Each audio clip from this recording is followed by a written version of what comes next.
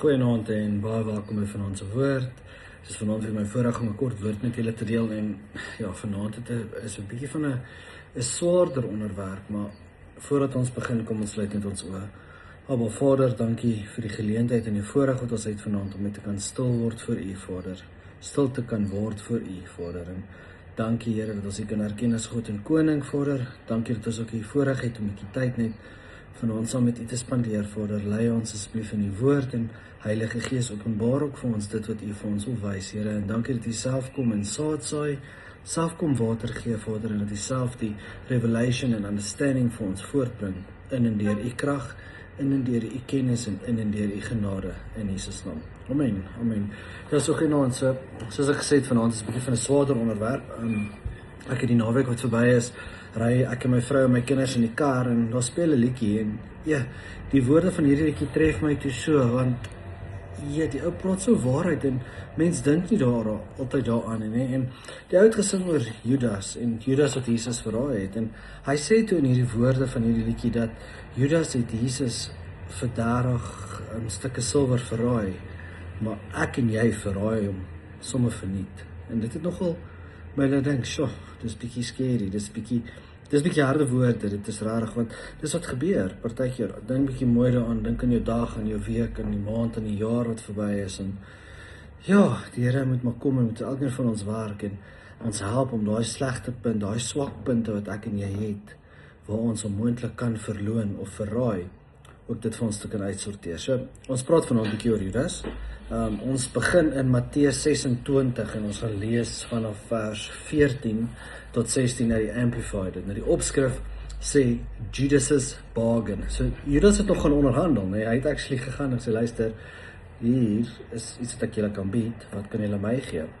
En die woord sê, then one of the 12 disciples, who was called Judas Iscariot, went to the chief priests and said, "What are you willing to give me if I hand over Jesus to you?" And they weighed out 30 pieces of silver. And from that moment, Judas began looking for an opportune time to betray Jesus. En dan verder gaan ons ook 'n bietjie lees in Matteus 26 vers 47 tot 50. Die opskrif daar sê Jesus' betrayal and arrest. Nou, vers 47 begin, it says, as Jesus was still speaking, Judas Iscariot, one of the 12 disciples, came up accompanied by a large crowd with swords and clubs, who came as representatives from the chief priests and the elders of the people. Vers 48 sê, now the betrayer had given them a sign, saying, whomever I kiss, he is the one, seize him. In vers 39 sê, immediately Judas went to Jesus and said, greetings, en in hakkie staan daar, nogal rejoice, so hy het nogal vriendelik gegroet, greetings, Rabbi, and he kissed him in a delicate act of betrayal. Jesus said to Judas, friend, do what you came for. Then they came and seized Jesus and arrested him. Nou, ek dink ek en jy kan een ding hier uitneem en almal kan met my saamstem vanaand, dat die grootste gevaar vir 'n gelowige is nie om ver van Jesus te wees nie, maar is actually om naby aan hom te wees sonder om hom werklik lief te hê, né? Judas is sekerlik een van die mees tragiese figure wat ons van lees in die Bybel, né? Want hy het actually die voorreg gehad om saam met Jesus te wandel. Hy het Jesus se wonderwerke gesien, hy het sy prediking gehoor en hy het deel gevorm van hierdie groepie wat om Jesus was, die 12 disippels. Tog het hy nog gekies om die Here te verraai. En wanneer ons na Judas kyk, sien ons nie die verhaal van een man nie, maar ons sien actually 'n waarskuwing vir elke gelowige daar buite. Want dis moontlik om die taal van geloof te praat, die gewoontes van geloof en liefde te hê en tog stadig weg te dryf van die Here af. Ek dink aan daai liedjie wat ons altyd op skool gesing het, praat ek mense engele tale, maar dis nie uit liefde nie, né? Byvoorbeeld nou, Jesus het in sy bediening, né, toegelaat dat daar mense naby hom kom, en Judas was een van hulle. En Judas het naby Jesus geleef, maar sy hart was nie daar nie, sy hart was ver weg, en vir 3 jaar, 3 jaar was Judas deel van Jesus se binnekring, En niemand van die ander disippels, die 11 disippels, het eers vermoed dat hy die verraaier sou wees nie, want toe Jesus actually aangekondig het dat een van hulle hom sou verraai, nê, het die disippels beslis nie onmiddellik na Judas toe gewys nie. Nou, wat leer ons hier uit? Dit is beslis dat uiterlike godsdiens nie noodwendige innerlike toewyding beteken nie. En daar is nogal harde woorde, nê, want dit leer ons dat uiterlike godsdiens nie noodwendig innerlike toewyding beteken nie. Ons kan kerk toe gaan, ons kan Bybel lees, ons kan saam met ander bid, en die vraag is actually wat ons osself moet vra is, behoort ons harte werklik aan die Vader? Nou, God kyk nie net na wat ons doen nie, nê? Hy kyk ook na die toestand van ons harte. Dit is baie waar, nê? Nou, Judas het geld bo God gekies. Die skrif vertel ons, en ons het gelees ook nou, dat hy ingestem het om 30 stukke silwer te ontvang om Jesus te verraai. Nou, die probleem was nie net die geld nie. Die probleem was dat iets anders het belangriker as Jesus vir Judas geword. Nou, baie mense verloon Jesus of die Here openlik deur nie met hom te praat nie, of om teen hom te praat. En hulle doen dit wanneer hulle sukses bo gehoorsaamheid kies, geld bo integriteit, gemak bo disippelskap. Nou, elke mens dien uiteindelik dit wat die hoogste plek hier binne in jou hart het. Nou, die vraag is nie of ons aanbid nie. Die vraag is, wat aanbid ons? En ek dink ek en jy moet onsself vanaand vra, wat aanbid ek? Nou, Judas het Jesus met 'n soen verraai, nê? En hierdie is my insiens, en uit my prentjie brein uit hoe ek dit sien, is dat hierdie een van die aangrypendste, intensste oomblikke in die Bybel is wanneer Jesus geïdentifiseer word deur Judas met 'n soen. Dink net, Judas stap op na Jesus toe. Hy groet hom vriendelik, asof daar niks sout is nie, en soen hom. Nou spesifiek in daai tyd, was 'n soen 'n teken van liefde, dit was 'n teken van vriendskap, dit was 'n teken van respek, Nou, Judas kom en hy gebruik 'n teken van liefde, 'n teken van vriendskap, en hy gebruik 'n teken van respek, actually, as 'n instrument van verraad. En dit herinner my en jou dat godsdienstige handelinge, 'n godsdienstige handeling is betekenloos. Ekskuus, dis meaningless, maar betekenloos, wanneer die hart nie opreg is nie.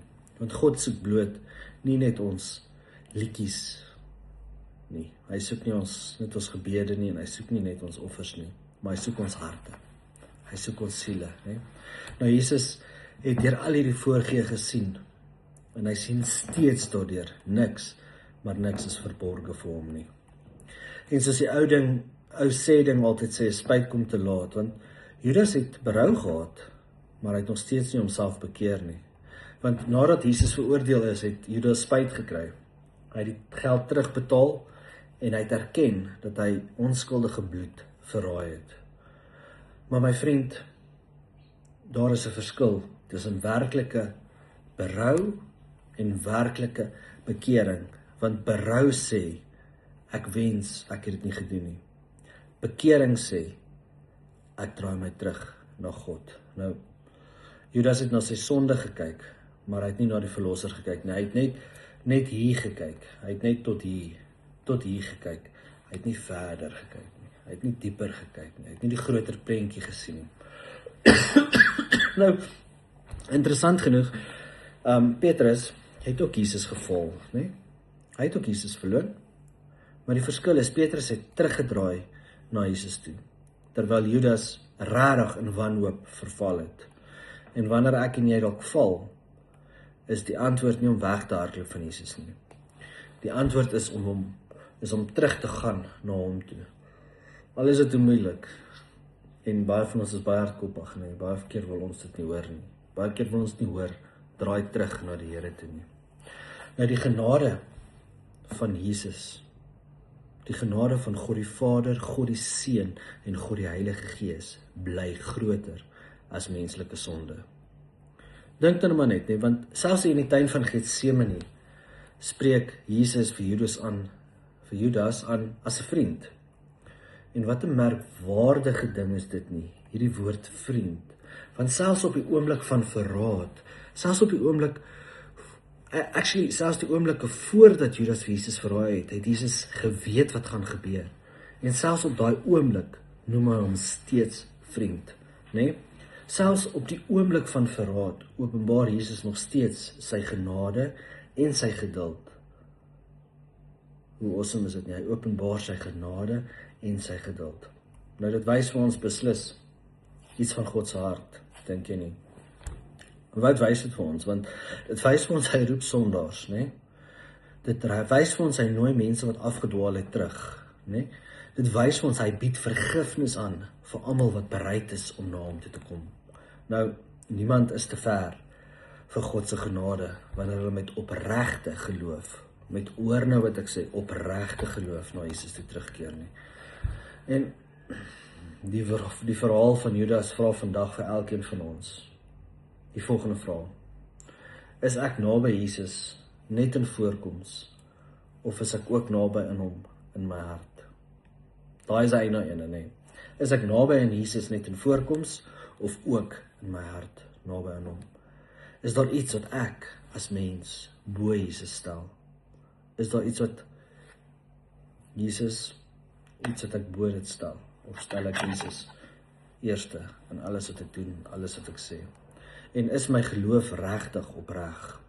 Of is dit net 'n uiterlike gewoonte? Daar is net so een na een, nee. Is my geloof regtig opreg, of is dit net 'n uiterlike gewoonte? En die vierde vraag is, wanneer ek sondig, vlug ek na God toe, of vlug ek weg van hom af? Daar is ook 'n ouchie. Een na een. Nou God roep ons vandag nie om soos Judas te eindig nie, maar hy roem, ek wil roem in sy heerlikheid, maar God roep ons om soos Petrus terug te keer na hom toe. Nou, ek gaan dit net weer sê, want daai sin het baie onderbrekings gehad, maar God roep ons vandag om nie soos Judas te eindig nie, maar hy roep ons om soos Petrus terug te keer na hom toe. Nou, ek weet nie van jou nie, maar toe ek daai liedjie hoor, en ek hoor daai woorde, en die Here deel hierdie openbaring van vanaand se woord met my, was dit vir my as Gustaf, 'n baie ernstige waarskuwing, om my lewe te gaan evalueer, en te gaan kyk, waar staan ek, en waar staan my geloof. Maar hier is ook vanaand 'n baie joyous occasion, want die Here staan nie in sy vriend, hier is ek. Ek roep jou, ek nooi jou uit. Kom. Maar Judas se verhaal waarsku ons ook, dat partykeer dryf 'n mens stadig weg van die Here af, en jy kom dit nie altyd agter nie. Judas se verhaal nooi ons om ons lewens eerlik voor die Here oop te lê, en te ondersoek, en hom te vra, om deur sy Heilige Gees, vir elkeen van ons die openbaring te gee, van waar ons is, en hoe ons regmaak, dit wat nie reg is nie, hoe ons nader weer aan hom kom. En mag ek en jy nie tevrede wees met 'n blote kennis van die Here nie, maar mag ons hom waarlik ken, mag ons hom waarlik lief hê, mag ons hom waarlik volg, en mag ons werklik streef om 'n lewendige verhouding met 'n lewendige God te hê, en mag ons elke dag kies, Jesus. Nou vanaand dink ek is net gepas dat elkeen van ons net 'n oomblik neem en bid, en die Here vra om ons te wys waar ons eie lewens moet evalueer, waar ons dit moet neerlê en oop lê, waar ons moet ondersoek instel, en dat hy vir ons die goddelike wysheid, die goddelike kennis, die goddelike insig en die goddelike verstand gee, om daar waar ek of jy nie reg is nie, vir ons te wys, sodat ons daadwerklik daaraan kan werk. En ek bid dat elkeen van ons daai besef sal hê, daai dringendheid sal hê, om 'n verhouding met hom te hê, om hom waarlik te ken, om hom waarlik lief te hê, en om waarlik te volg. Dis amper naweek, amper bietjie tyd dat ons net kan asemhaal, maar ook tyd om te kan gaan ondersoek instel. There is no time like the present. Doen dit voordat te laat is. Geseënde aand verder. Totsiens.